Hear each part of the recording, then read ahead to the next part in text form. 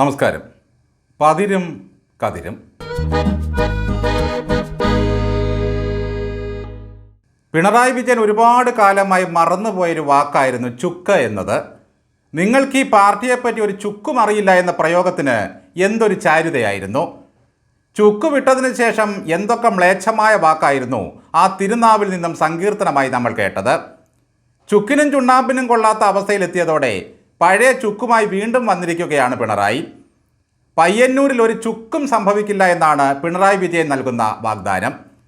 കേഡറുകളെക്കാൾ ശക്തമായ അനുഭാവികൾ ഉള്ളതിനാലാണ് പയ്യന്നൂരിൽ ചുക്കിന് പ്രസക്തിയില്ലാതെ പോയത്.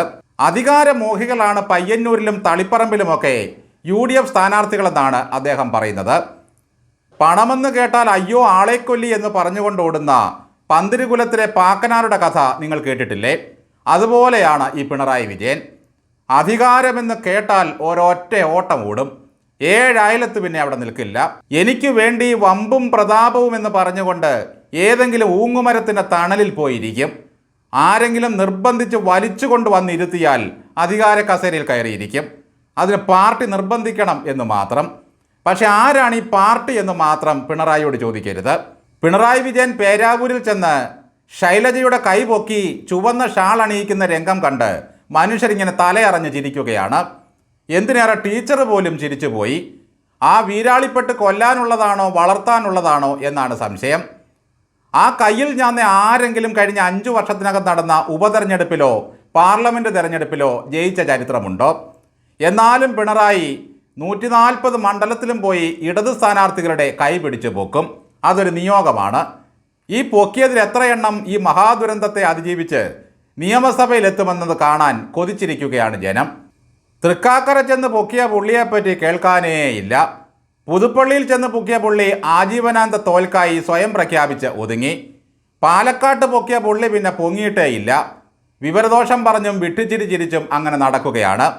നിലമ്പൂരിൽ ചെന്ന് പൊക്കിയ പൊക്കായിരുന്നു അതിഭീകരം. സ്വരാജിന് വേണ്ടി നിയമസഭ കാത്തിരിക്കുകയാണ് എന്ന് പറഞ്ഞായിരുന്നു പൊക്കിയത്. ആ സ്വരാജിൻ്റെ ഇന്നത്തെ അവസ്ഥ കണ്ടാൽ പേറ്റ തള്ളമാർ സഹിക്കില്ല. ശവം തൂക്ക് കഥയുമായി വന്ന പുള്ളി രാഹുലിൻ്റെ ഒറ്റ വീഡിയോ പുറത്തു വന്നതോടെ ശവവും തൂക്കി ഓടിക്കളഞ്ഞു. ഗോവിന്ദൻ കോമഡി ആയിരുന്നെങ്കിൽ സ്വരാജ് കോക്രിയും ട്രാജഡിയുമാണ്. ഓരോ ദിവസം കഴിയും തോറും പിണറായി വിജയൻ്റെ കണ്ടമിടറുകയാണ്. അടുത്ത വരവിന് 4 ഹെലികോപ്റ്ററും 150 അകമ്പടി വാഹനങ്ങളുമാണ് പ്ലാൻ ചെയ്തിട്ടുള്ളത്. മുഖ്യമന്ത്രിക്ക് കിടന്നു സഞ്ചരിക്കാൻ കാരവാൻ പുതിയത് ഓർഡർ ചെയ്യും. കണിച്ചുകുളങ്ങര വഴി പോകുമ്പോൾ നടേശനെയും കയറ്റി 2 പേരും കൂടി കിടന്നുകൊണ്ടൊരു പോക്കുണ്ട് കഥകളൊക്കെ പറഞ്ഞ്. ഇപ്പോൾ പിണറായി വിജയൻ്റെ ഭയം ഇതൊന്നുമല്ല. ധർമ്മടത്ത് ജയിച്ചില്ലെങ്കിൽ എങ്ങനെ മുഖ്യമന്ത്രിയാകും? ഒരുപക്ഷെ മുഖ്യമന്ത്രി ആയില്ലെങ്കിലും പ്രതിപക്ഷ നേതാവെങ്കിലും ആകണമെങ്കിൽ ധർമ്മടം ജയിക്കണം. അക്കാര്യത്തിൽ അവിടുത്തെ കമ്മികൾക്ക് പോലും വേണ്ടത്ര ഉറപ്പില്ല.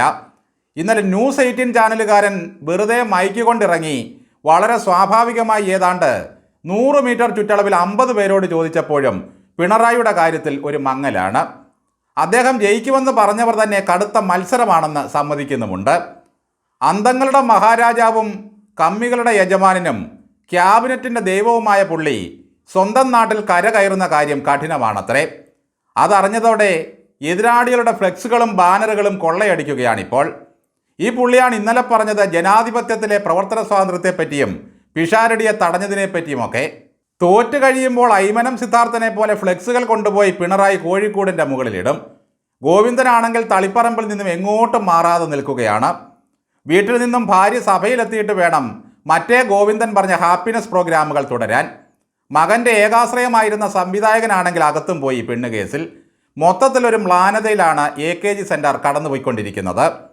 മരുമകനാണെങ്കിൽ ബേപ്പൂരിൽ കിടന്ന് കയ്യും കാലുമിട്ട് വെള്ളം കുടിക്കുകയാണത്രേ. പിണറായിയുടെ കണക്കപ്പിള്ള ബാലഗോപാലനെ നാട്ടുകാർ എണ്ണ തേച്ച് മീനച്ചൂടിൽ ഇറക്കി നിർത്തിയിരിക്കുകയാണ്.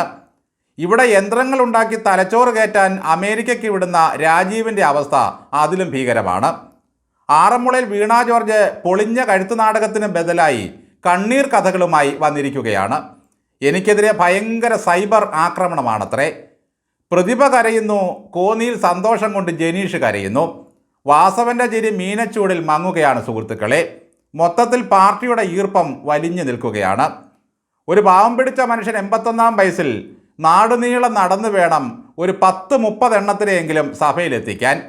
ഇതിനിടയിലാണ് വർഗവഞ്ചകന്മാർ അടിച്ചതിൻ്റെ മീതെ അടിയുമായി ഇറങ്ങിയിരിക്കുന്നത്. ബുദ്ധിജീവികളും പൂക്കാസാകളും ഫെമിനിസ്റ്റുകളും വായ തുറന്നാൽ നാട്ടുകാരുടെ വക തെറിയാണ് പാഴ്സൽ. സമനില തെറ്റിയ പോലെയാണ് സൈബർ കമ്മികളുടെ അവസ്ഥ. ഇതിനെ എല്ലാത്തിനെയും കൂടി മെയ് മാസം കഴിയുമ്പോൾ എവിടെ അഡ്മിറ്റ് ചെയ്യുമെന്ന കാര്യമാണ് കേരളം നേരിടുന്ന ഏറ്റവും വലിയ ഒരു പ്രതിസന്ധി.